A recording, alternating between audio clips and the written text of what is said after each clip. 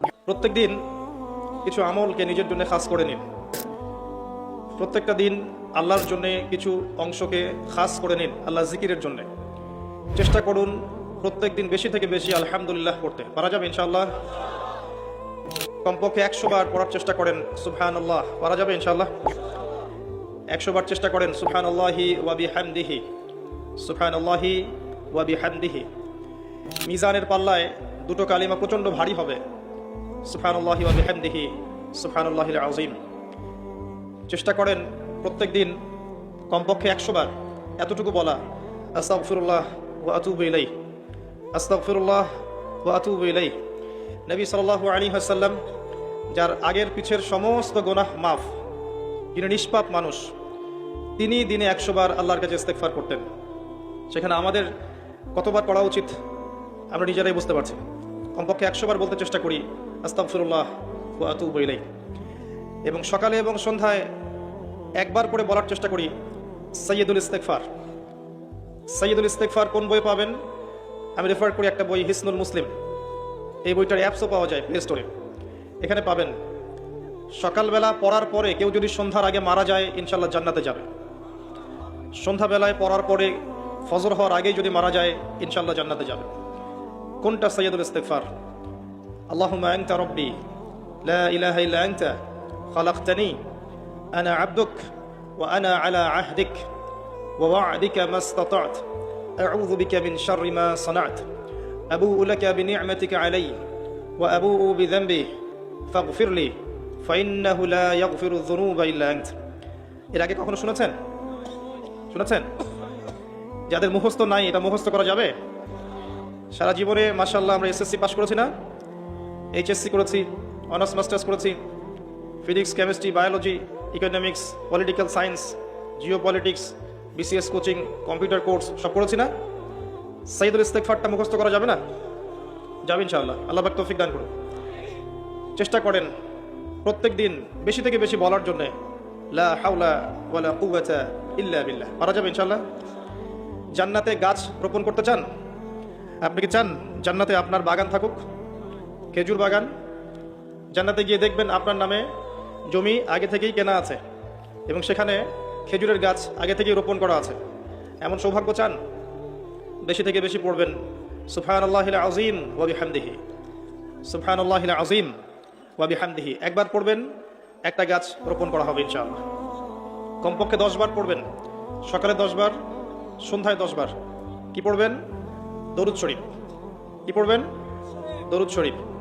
সবচেয়ে ভালো হয় যদি আল্লাহুম্মা সাল্লি আলা মুহাম্মাদ ওয়া আলা আলি মুহাম্মাদ কামা সাল্লাইতা আলা ইব্রাহিম ওয়া আলা আলি ইব্রাহিম ইন্নাকা হামিদুম মাজিদ, এটা পড়তে পারেন। যদি এটা নাও পারেন, শুধু এতটুকু বললেই হবে ইনশাআল্লাহ, আল্লাহুম্মা সাল্লি ওয়া সাল্লিম আলা নবিয়িনা মুহাম্মদ। পারা যাবে ইনশাআল্লাহ? আল্লাহুম্মা সাল্লি ওয়া সাল্লিম আলা নবিয়িনা মুহাম্মদ। সকালে 10 বার, সন্ধ্যায় 10 বার। কি ফজিলত! নবী সাল্লাল্লাহু আলাইহি ওয়াসাল্লাম আপনার জন্য সুপারিশ করবেন ইনশাআল্লাহ। নবী সাল্লাল্লাহু আলাইহি ওয়াসাল্লাম আপনার জন্য সুপারিশ করবেন ইনশাআল্লাহ।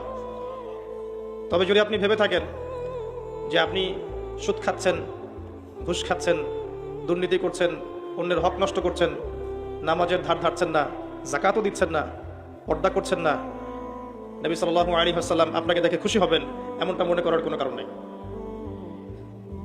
যেমন নবী সাল্লাল্লাহু আলাইহি ওয়াসাল্লাম বলেছেন, এক শ্রেণীর নারী বের হবে আখিরুজ জামানে, শেষ জামানায়। কোন জামানায়? শেষ জামানায়। মানে এই নারীরা যখন বের হবে বুঝতে হবে শেষ জামানা চলে এসেছে। কথা কি বুঝতে পারছেন? কারা তারা? নবীজি বলেছেন নিসাউন কাসিয়াতুন আরিয়া মুমিলাতুন মাইলাত। এমন নারী যারা কাপড় পরেও নগ্ন থাকবে। এমন এক শ্রেণীর মহিলা যারা কাপড় পরবে কিন্তু তারপরেও নগ্ন থাকবে। আমার কি ব্যাখ্যা করে বোঝানোর দরকার আছে? যারা মানুষকে আকৃষ্ট করবে, নিজেরাও মানুষের দিকে আকৃষ্ট হবে, এই শ্রেণীর নারীদের ব্যাপারে নবী সাল্লাল্লাহু আলাইহি ওয়াসাল্লাম বলেছেন তারা জান্নাতে যাবেও না, জান্নাতের গন্ধও পাবে না। অতএব আমল যাই হোক না কেন, শুধু সকাল সন্ধ্যায় 10 বার দরুদ পড়লেই যে আমি সুপারিশ পেয়ে যাব এমনটাও ভাবার সুযোগ নেই। প্রথমত আকীদা ঠিক করতে হবে, তাওহীদ শিখতে হবে, শিরক থেকে দূরে থাকতে হবে, সুন্নত শিখতে হবে, বেদাত থেকে দূরে থাকতে হবে, হালাল রিজিকের সোর্স তালাশ করতে হবে, পারিবারিক আদর্শটা ঠিক করার চেষ্টা করতে হবে, পর্দার বিধান মানার চেষ্টা করতে হবে। ইসলামের জন্য নিজের জান মাল সময় শ্রম ব্যয় করে কিছু করার ফিকির থাকতে হবে। যখন পরিপূর্ণ প্রচেষ্টা থাকবে, এরপরে ইনশাআল্লাহ তাআলা নবী সাল্লাল্লাহু আলাইহি ওয়াসাল্লামের সুপারিশ আমাদের কপালে জুটে যাবে ইনশাআল্লাহ। যদি কোনো প্রচেষ্টাই না থাকে, কোনো প্রচেষ্টাই নাই, শুধু মুখে একবার লা ইলাহা ইল্লাল্লাহ বলেছি এবং ভাবছি যে আমি জান্নাতে চলে যাব, ফরজ ওয়াজিবের ধার ধারছি না, শিরক তাওহীদের ধার ধারছি না, সুন্নত বেদাতের পরোয়া করছি না, হালাল হারামের কোনো পরোয়া করছি না, ভেবে নিচ্ছি যে আমি লা ইলাহা ইল্লাল্লাহ বলেছি, জান্নাতে চলে যাব, তাদের জন্য আসলে এই পৃথিবীটা নয়। পৃথিবীটা বুদ্ধিভিত্তিক মানুষদের জন্য।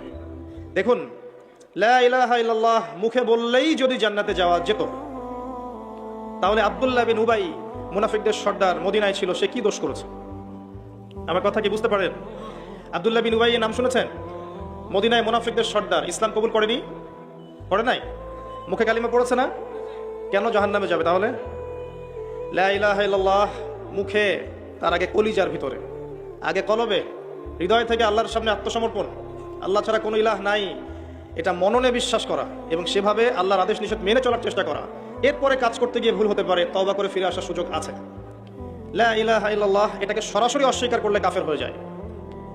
আর লা ইলাহা ইল্লাল্লাহ কে মুখে স্বীকার করে মনের মধ্যে কপটতা থাকলে মুনাফিক হয়। আবার লা ইলাহা ইল্লাল্লাহ বলে বিভিন্ন পাপাচারে লিপ্ত থাকলে ফাসিক এবং জালেম হয়।